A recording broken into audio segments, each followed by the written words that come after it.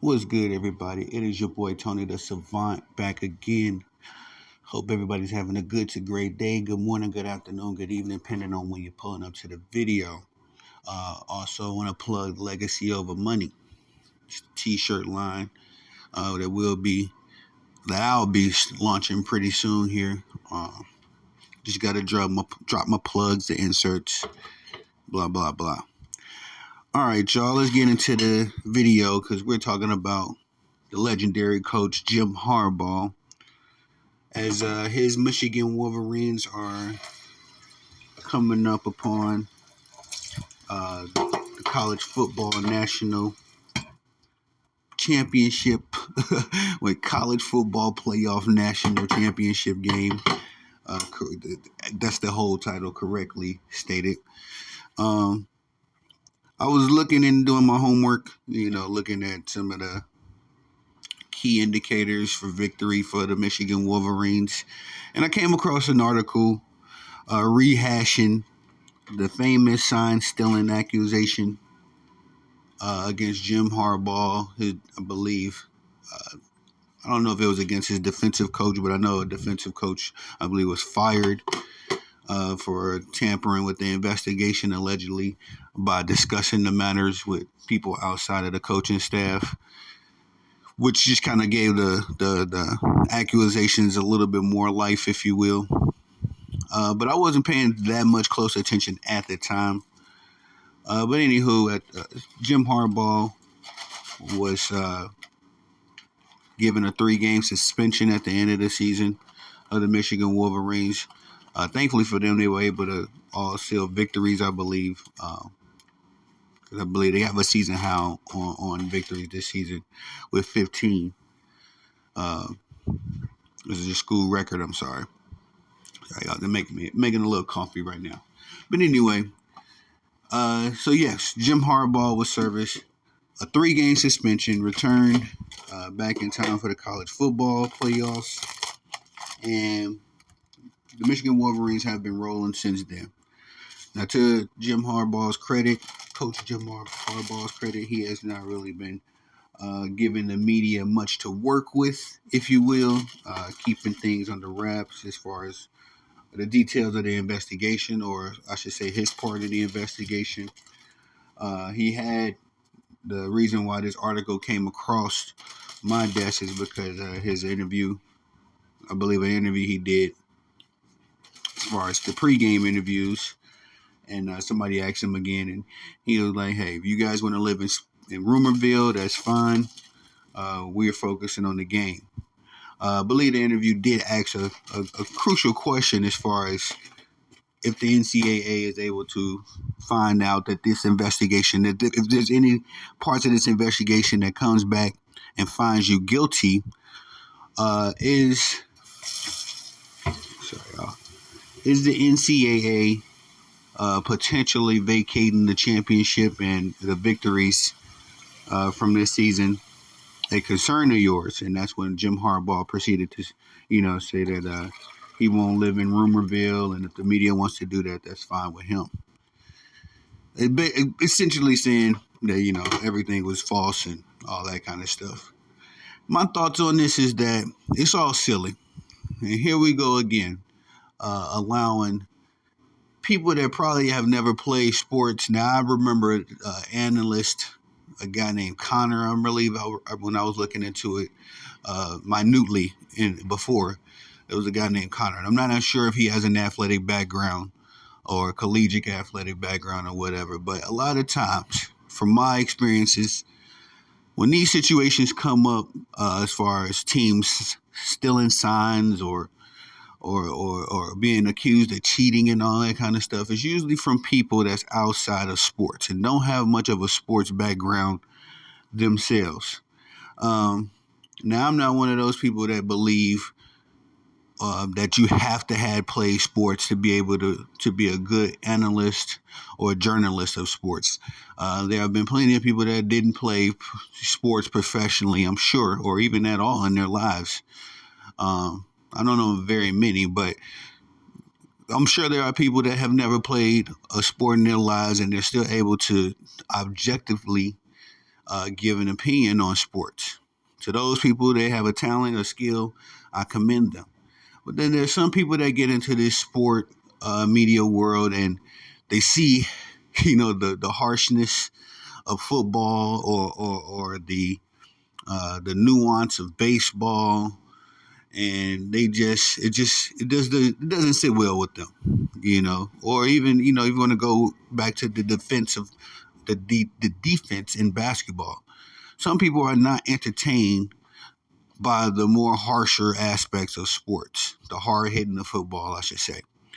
And it just gets to the point of it dilutes the sport a little bit because now you got people out here, the outside world especially, making these accusations of Jim Harbaugh and the Michigan Wolverines program, allegedly stealing signs. When guys, I'm gonna break this to y'all. Yeah, this might be breaking news for y'all. Coaches and coaching staffs and even players have been quote unquote stealing signs since the beginning of time. Oh wait, is this breaking news to you? Yes, it's not nothing new. I remember playing little league baseball. My dad and my uncle was my coaches. I remember playing little league baseball and being like 7, 8, 9 years old, and my dad would just make these make these points for us to pay attention to when we played.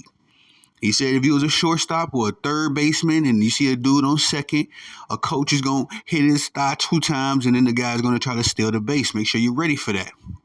This is called strategic advantages in sports. Now, a long while ago, I recall Bill Belichick being accused of stealing signs and all that kind of stuff because he was setting up cameras while the opposing team were practicing their facility. That's a bit much. That is blatant cheating. I don't agree with that.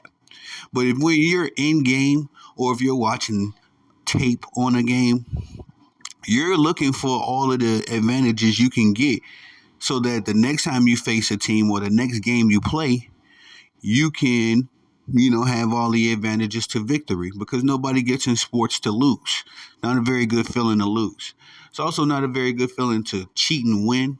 But as far as my investigation and all of the articles that I was able to read upon, as far as this Michigan Wolverine situation, I don't get the feeling of cheating that was involved. What I get from it when I'm reading is that Jim Harbaugh and his coaching staff was doing the same thing that every coaching staff from Little League, Pee Wee, sports to professionals, big times, big contract sports. Every coaching staff does. I assure you guys. I assure you. If they don't do it, they're probably not a good coaching staff. They're only in it, they're only in it for fun or for whatever reason. They're their own reasons. But if you are in this thing to win and win big and bring home the gold, I'm sorry, guys. This might not be a kind aspect for some of you people that watch sports or follow sports. Sign stealing or looking for a player's tendencies, all of that is the same thing. As human beings, we all have tendencies, habits, patterns, and when you're playing sports, you're looking for those patterns so that you can get the advantage and get the victory. And I don't think anybody that's cheering for a team is going to find what Jim Harbaugh did and his coaching staff as cheating. If you're cheering for the Michigan Wolverines and you're winning, and Jim Harbaugh is being accused of sign stealing, it's like no big deal. I'm sorry.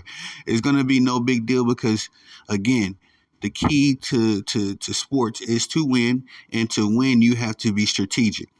I know a lot of folks just want to think that sports is a bunch of meatheads out there just running into each other or running against each other. That's a very small part of sports. In fact, a lot of times the game is played from the shoulders up.